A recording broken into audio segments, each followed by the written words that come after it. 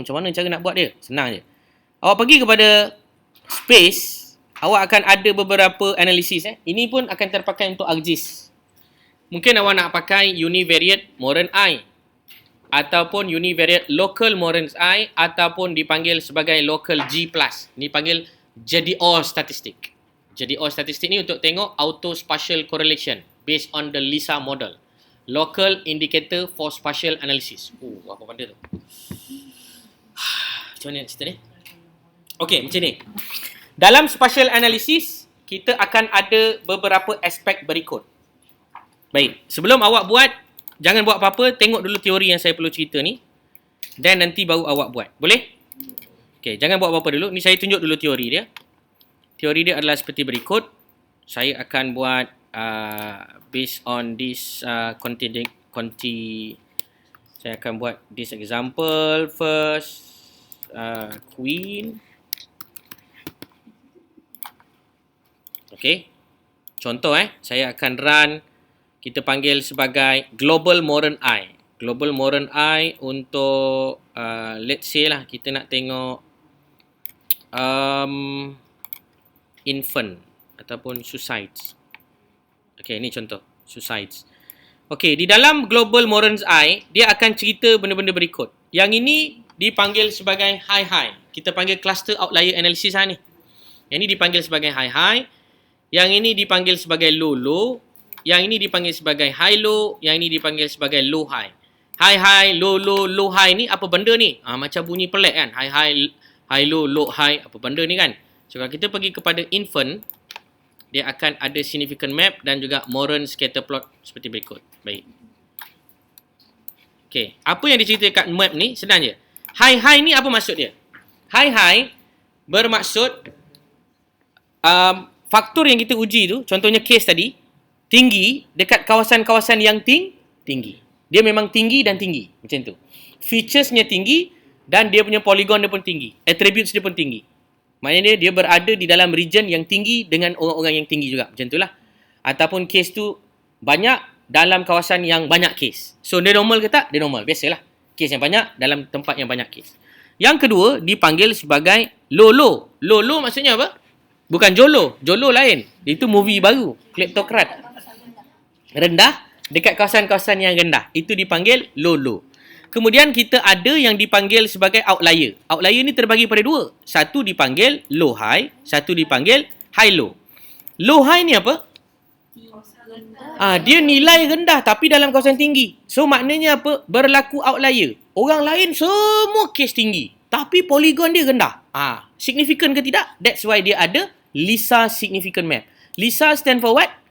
Local Indicator Spatial Analysis. Okay. So bila kita tengok dia ni adalah low-high. Kalau tanya saya lah. Kalau dalam konteks epidemiologi, low-high menunjukkan dia extreme value yang sangat signifikan untuk kita explore lagi. Sebab case-nya rendah bersama dengan jiran-jiran yang pandai, tinggi. Dan lagi satu yang kita mungkin nak tengok juga dekat sini. Kawasannya, case-nya tinggi tapi dekat kawasan yang rendah. Yang ini adalah epidemic. Yang ini maksudnya well perform. Faham tak? Low-high maknanya well perform. Kawasan, contohlah, dalam Selangor ni kejap lagi kita tengok semua yang tinggi, tiba-tiba ada satu mukim rendah. So apa yang mukim tu buat?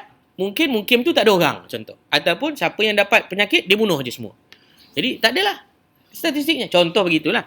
Jadi, depends kepada application kamu. So, apa yang ditunjuk pada LISA cluster ni, based on the query queen ni, nanti saya ceritalah dia punya elemen statistik. Yang nak cerita kamu, ini 4 ni adalah benda yang sangat penting dalam geospatial analysis atau geospatial model untuk menentukan auto spatial correlation.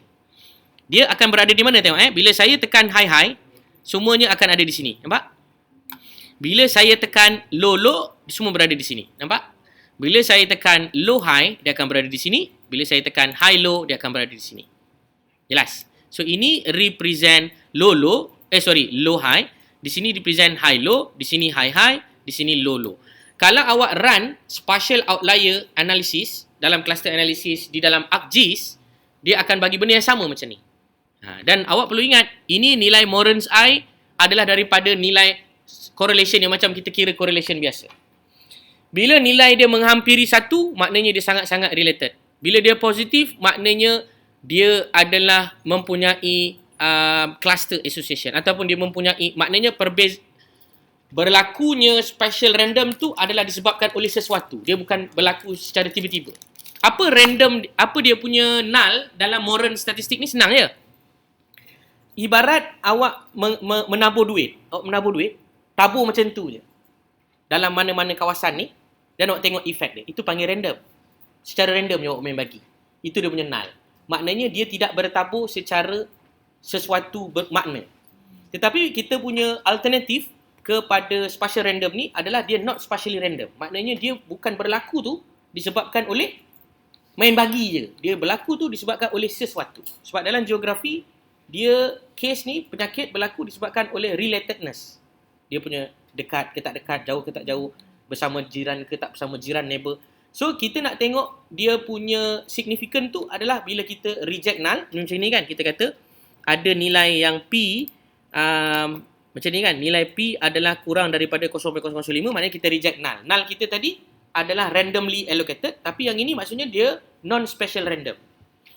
Dia berkluster bukan disebabkan oleh by chance tau. Dia berkluster mesti ada sebab. Kalau kita cerita pasal duit tadi, maknanya kalau kita nak bagi duit main tabur je, tak payah tabur. Ini maknanya kita bagi memang ada sebab. Oh, kita bagi kat sini ada duit banyak lagi sikit kerana kawasan sini ramai orang miskin. Kawasan sini dekat dengan kawasan-kawasan perang, misal kata. Macam itulah aplikasi dia. So anda mesti faham dulu dia punya null dengan alternatif. Null dia all the cluster are equal ataupun randomly allocated. Dia tak ada cluster. Itu dalam spatial autocorrelation dia punya null begitu. Bila dia dekat dengan satu, maknanya dia ada kluster yang mencirikan sesuatu. Yang awak kena kajilah. Ciri-ciri dia tu sebab apa. Itu sebab kita buat PCA tadi tu. Principal Component Analysis. Nak tengok adakah faktor kita ni berkait dengan spatial itu. Ataupun tidak. Itu asas dia. Setakat ni ada soalan? Itu je nak terangkan.